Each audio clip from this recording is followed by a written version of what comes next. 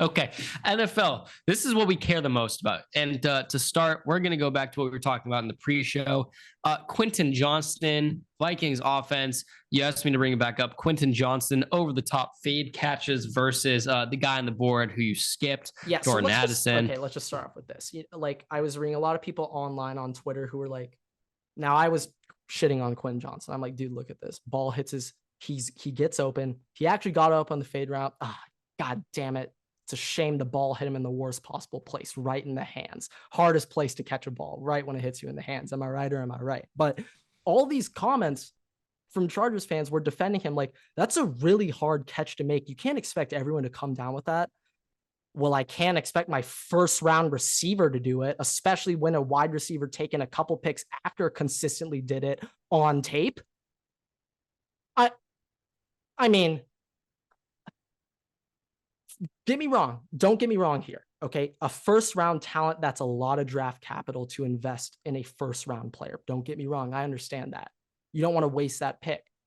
But also at the same time, Everett, because it's that first round pick, you want to go get upside. You want to go find your next franchise guy. So I understand a debate between looking at floor and ceiling, combining max potential. So with you know what? Let's do this. You were there in person. Well, real quick, Everett, what I just want to say, I believe Jordan Addison has a higher floor and ceiling than Quentin Johnston. There's literally no reason to select Quentin Johnston over Jordan Addison.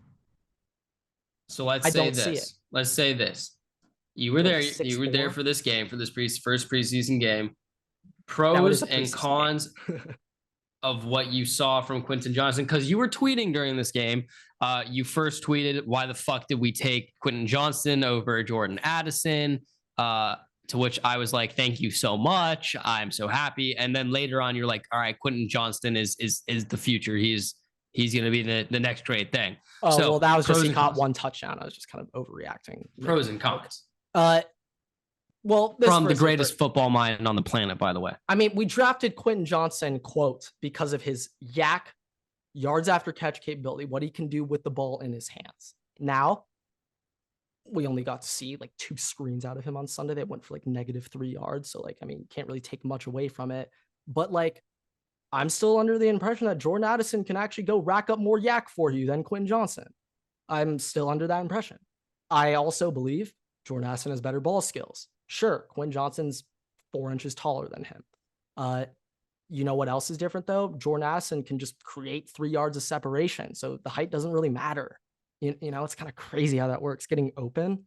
I mean, you correct me if I'm wrong. So this was supposed to be pros and cons of what you saw the game. With the yak ability. I mean, don't get me wrong. I appreciate you hyping up my guy because, I mean, it's just Vikings, I don't understand any reason to select Quentin Johnston here. So now, what if they picked to replace Mike Williams? What if they picked Zay Flowers? I wouldn't necessarily be hyped on that either. I mean, I'm not too high on him about 5'9" Quentin receivers. Johnston.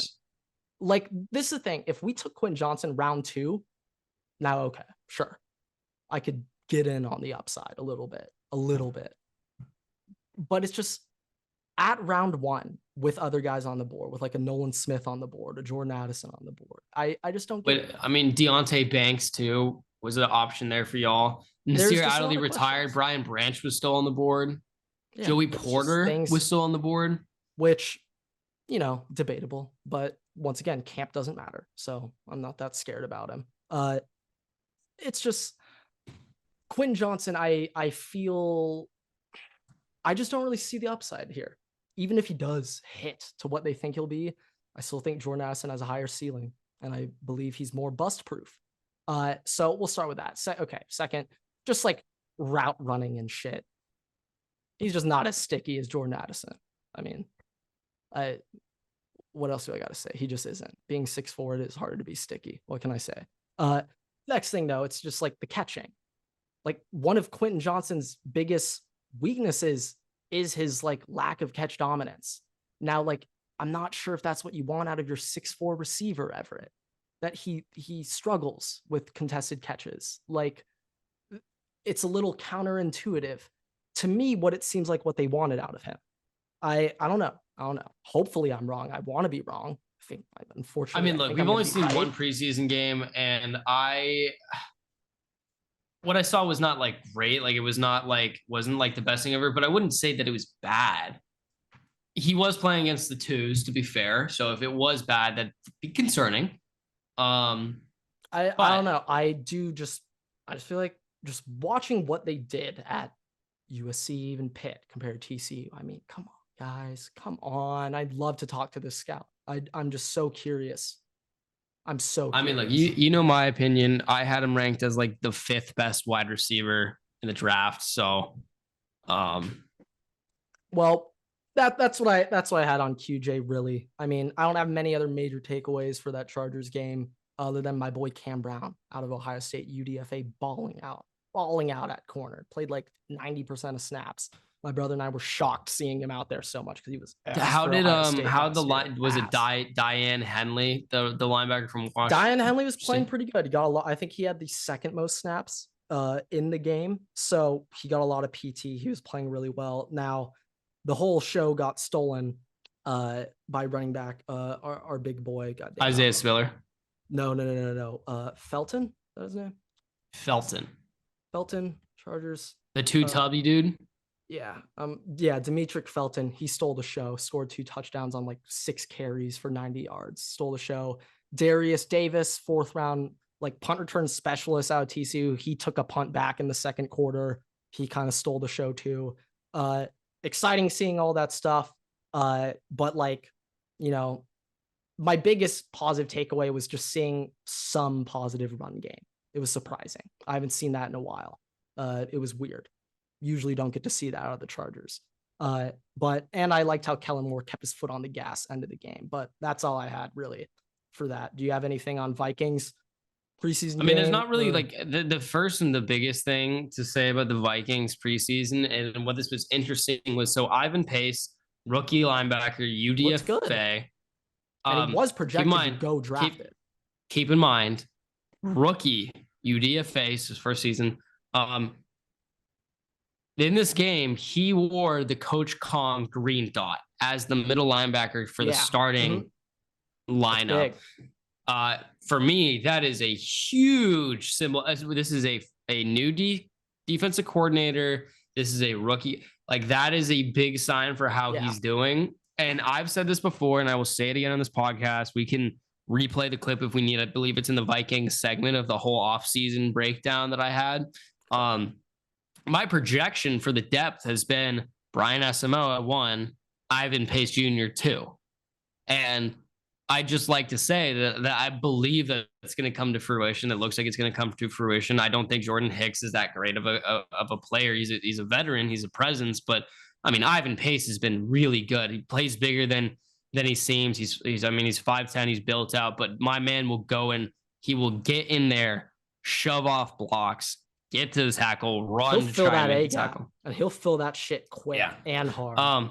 So he was probably the player of the game. Jordan Addison looked really good for also being technically the wide receiver 1 for that game too. So like he wasn't really getting much help. I have a big issue with our third stringers. The third string O-line didn't. With the Vikings though, that is a problem. Like they were getting absolutely waxed.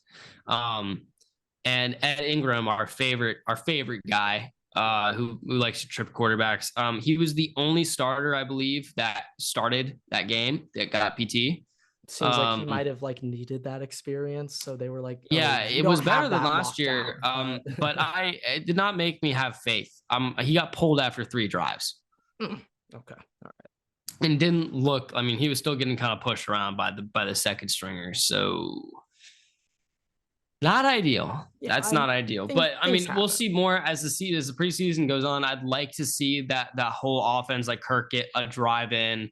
That whole I'd like to see how everything meshes. Still had some issues on 3rd and 4th down, but we'll see. We'll see. Growing pains. We'll get over it. In other news, though, by the way, Bryce Young's literally gonna die this year. Oh, yeah. No, that didn't look fun for him. Yeah, no. Yeah, that was my biggest takeaway of the weekend. Yeah, I don't know if you want to say anything about CJ. They got their hands filled. CJ. I don't have many. Who cares? I couldn't care less about a fucking preseason game. Cares? Growing pains. Well, I also just want to say, it should be illegal to have a rookie have his first ever game experience against Bill Belichick. Should be illegal. But yeah. Yeah, you get it out of the way now. That's like the biggest learning experience you could have. To be fair, it was first snap of his NFL career. The Patriots had 6 guys on the line, dropped 2 of them back into coverage. CJ had no idea what the fuck was going on. CJ had no idea what the fuck was going on. No fucking idea. He had never seen that shit ever at Ohio State. Never. So yeah, I understand. He was pooped his pants.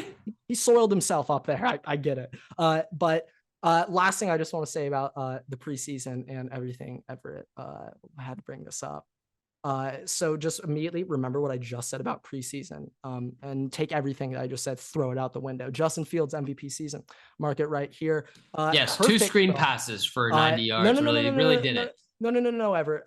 He threw 2 bombs. Okay, a combined 120 air yards on both passes. Absolutely 0 yak. It's cute. Everyone, you guys, all the haters on Justin Fields. Yeah. I mean, it's all right. You didn't watch the game. It's all right. It's all good. Yeah, it's all right. You're just a hater. Now, the people that watched the game and tuned in know that Justin Fields slung that bitch like it was prime 2020 Clemson. All right. Khalil Herbert somehow was playing slot and absolutely torched whoever the fuck was playing safety over the middle. Kevin Byard somehow got preseason PT, and goddamn. Okay. In all seriousness, no. After that preseason game, I'm less high on Justin Fields than I was before. I thought his pass to DJ Moore on the screen was really lackluster. I know if he did that at Ohio State, he would be running on Monday. So I grade Justin Fields a minus for that play, that touchdown to DJ Moore. For the Khalil Herbert play, now I give him an average to plus rating on that play. Kind of extend the play a little, not really. Didn't really do shit. But pretty much what I just want to say, that preseason game does not change my opinion of Justin Fields at all. If he went up there and went 0 for 30 with 12 interceptions, I wouldn't give a shit. Well, maybe if it was that bad, that's ridiculous. But if he went up there 0 for 5 with 2 picks, I wouldn't care. If he went up there and went 10 for 10 with 300 yards and 4 touchdowns, I wouldn't give a shit. I don't care until I see it week 1. That's when I'll truly make an opinion on if Justin made a step up this year. Same thing with everyone else. Okay, so last couple of things we'll get to before I finish out with our list. Other than Quentin Johnston, your ass. First thing, you'll like this. So Sean Payton was talking about, he had a whole interview where he was like, in the first preseason game, I don't want to see any uniforms off after you're done playing. No sunglasses, no bucket hats, no interviews during the game. Specific. Yeah. So Garrett Wilson came out with a bucket hat on, his pads off, sunglasses on, and did an interview. Just want to say props for standing up for your OC, Nathaniel Hackett. Yeah, that's a big FU to Sean Payton over there. Little finger snaps, right? Yeah, I just want to say, hey, Garrett's going to stick up for his guys. And I also kind of feel like with Aaron Rodgers coming on board, like if Aaron Rodgers likes someone in the organization, you have to also go out of your way to show that you like him, or else he'll just, kick you out. That attitude's prompted. So, yeah. That attitude's prompted. The other thing, so Ravens streak is still alive, 24 games now. Got close at the end there, but yeah. I believe it started in 2016. Yes. On the counterpoint, the other purple team in the NFL, the Vikings, my team, have not won a preseason game since 2019. Yeah, preseason doesn't matter. No, it doesn't. But the last preseason game we won was against the Cardinals in August of 2019. Well, I blame most of that on Mike Zimmer. Yeah, we were 3-0 in the preseason that year. So that season didn't go well. No, that season we made the playoffs. So 18 or 19? 19. 18 did not go well. Was 18? That was the season after the miracle. That was Kirk's first year. Okay. Last thing I have before that, Zeke officially a Patriot. Yeah. I don't know if we have anything we want to talk about for that. As a former OSU guy, it's kind of sad seeing Zeke move on from the running back for America's team. One thing I just want to say about Zeke, though, that despite not playing for Ohio State in, I'd say 7 years now or 8 years. He has never taken the Ohio State Buckeyes out of his Instagram bio. Zeke is a Buckeye for life. That is my guy.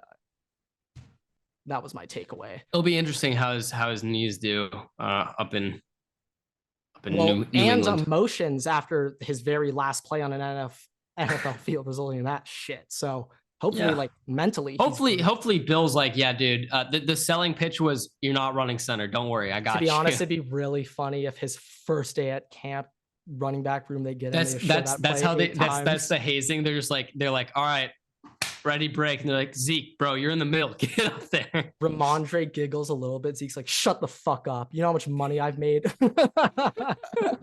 Okay. So to wrap this out, we're going to do surprising keeps and cuts. We're going to do 49ers and the Bucks. I think we should start off with the Bucks. Okay. Here we go. Buccaneers, surprising keeps and cuts. Keep Sean Tucker, Kayvon Merriweather, Raheem Jarrett, Devin Tompkins, Kedrick Whitehead, and cut Luke Haggard and Keyshawn Vaughn. Yeah, I feel like when it comes to Tampa Bay and just kind of their outlook this year, it's a little bit weird. Confirmed Baker's the starter yet?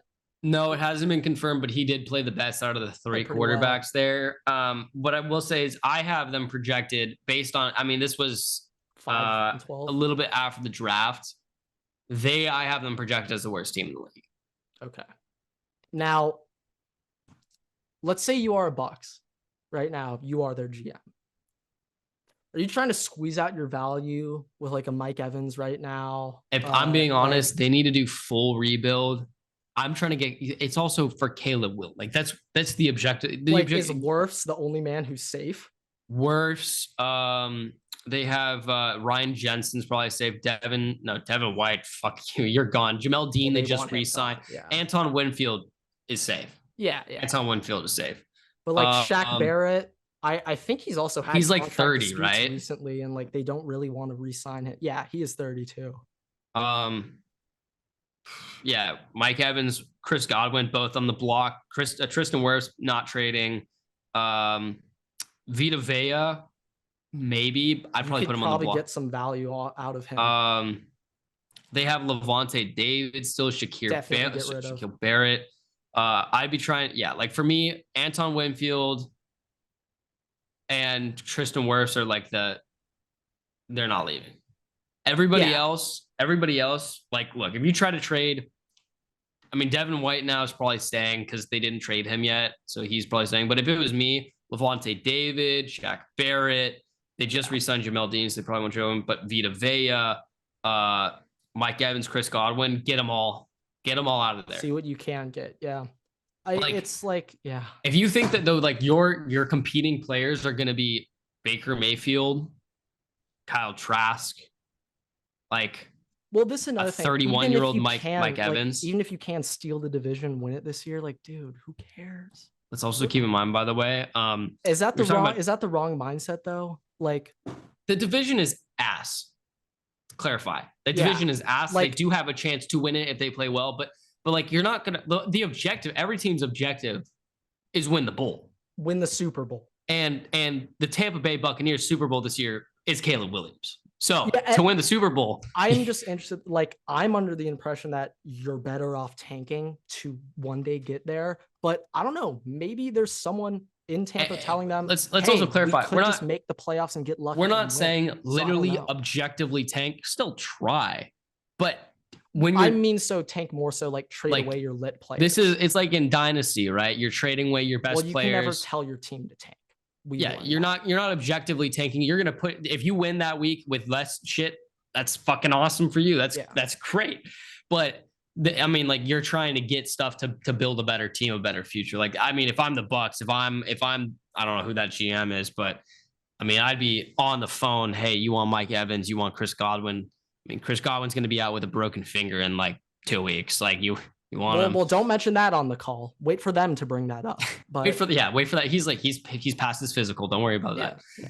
Just be like, we have his physical from 3 years ago. They're like, you want that? You dirty, you try to get us. We're like, we tried. We know. But like also they've got wide receivers that they just got that are going to be good. Rashad White's young. They've got a really young, like Cody Mock they just drafted, who's a guard. Tristan Wirfs is young. They have a young tight end. A lot of their defense is like mid-20s. They're still pretty young. Like, I mean, there's a lot of pieces to build off. You just need the quarterback. I mean, shit, if you trade away Mike Evans, you get Marv. Like, well, I'm not sure they can get like a first for him or something like that. But like, I mean, I don't know what the market for Mike Evans would be, to be honest. But yeah, me neither. I'm not sure. Mike Evans is a Cowboys wide receiver. Let's be honest. Him and CD and B Cooks. You got Brandon there. Hey, that's Johnny Manziel's former receiver at College Station. So shit. But Makes sense. Yeah, that's kind of what we had on Tampa. Okay. 49ers. We're going to wrap up with this. Our favorite team. Here we go. Pray to God you can trade Trey Lance. Keep Sam Darnold, Jordan Mason, Tyrion Davis-Price, T.Y. McGill, Chris Conley, Cleveland Farrell, and Ronnie Bell, and cut Danny Gray and Taco Charlton. Yeah, I was kind of surprised seeing that they were able to get guys like Taco in there just casually, or like a Ronnie Bell and stuff. Niners next year, this is all I could think about. So recently it came out that John Lynch, 49ers GM, wanted to hold on one Justin second. Fields. Can I also just use this instead? I don't need to offend those that are religious out there. So just pray you can trade Trey Lance. Oh, yeah. So one thing I just wanted to say real quick when it came to the Niners, that their GM, it has been leaked that he wanted Justin Fields, but Kyle Shanahan strongly disagreed and said Trey Lance. And so what did Jim Harbaugh say to Kyle Shanahan is what we need to be asking. Well, it wasn't that. Apparently, John Lynch was convinced of taking Trey Lance after Justin Fields' second pro day, where he performed very well in that pro day, but immediately after it was over, the workout, Kyle Shanahan was immediately drawing up plays for Trey Lance on their flight back. So John Lynch was under the impression there's absolutely nothing I can do to convince Kyle Shanahan that. Also, what I don't understand, but I know, Kyle Shanahan is the man wearing the pants in that relationship, which I find very interesting. I know Trey Lance is like the bigger body guy. I get that. And that's why everybody's like Anthony Richardson, because big body Cam Newton, right? But what can Trey Lance do that Justin Fields doesn't have the skill set for? So according to Kyle Shanahan, Trey Lance, what he liked more about Trey Lance was his off-platform throwing ability. Also, Everett, kind of ironic, kind of counters what the media or narrative around Justin Fields is. But according to Kyle Shanahan, Justin Fields was too much of a pure pocket passer. Wait, how? He's the worst quarterback in the history of the NFL. Worse than Nathan Peterman, can't throw a pass. Like, there's no way he's a pocket passer. He's a scrambling quarterback, right? No. Also ironic, just considering want to say for everyone quarterbacks out there, Justin Fields, about 5 games into his first season at Ohio State, he hurt his knee against Penn State. And after that point, there were no more designed quarterback runs for the next 2 years. Also, just want to say too, by the way, pocket passing. The irony is also that even if they drew that up for Trey Lance, their quarterbacks since then have all been pocket passers, and that's when their offense has done the best. And also like Brock Purdy is a pocket passer. It's doing well. Regardless. He was under the impression that Trey Lance can make off-platform throws better. And Kyle Shanahan says in his offense, we have multiple fail safes in place for our quarterback if shit breaks down, where they have a hot route essentially to hit. And under Kyle Shanahan, he was under the impression that Trey Lance would give them another built-in fail safe. And that makes sense. Which I get the logic. Except for the fact that there was a better quarterback that did all of that. whatever. Keep in mind, by the way, that trade. You know how much they gave up for Trey Lance? They essentially gave up Jalen Waddle, Tyreek Hill, and Bradley Chubb. Not to mention the pick that the Cowboys then traded to the Eagles then traded to the Cowboys for Micah Parsons. Yeah, so just think what the Niners could be. Nick Bosa's and Micah Parsons, by the way, on the same D line. Oh my God. Filthy. Just remember, it could have been that at Ohio State if Kirk Herbstreit didn't take a picture with Micah Parsons. Just remember that. But Micah Parsons and Nick Bosa on the same D line. And then the year after it would have been Micah Parsons and Chase Young. No, I mean on the 49ers. Well, that too. I'm just saying from the Ohio, like there could have been a Bosa and Parsons at Ohio State too. God, what a shame.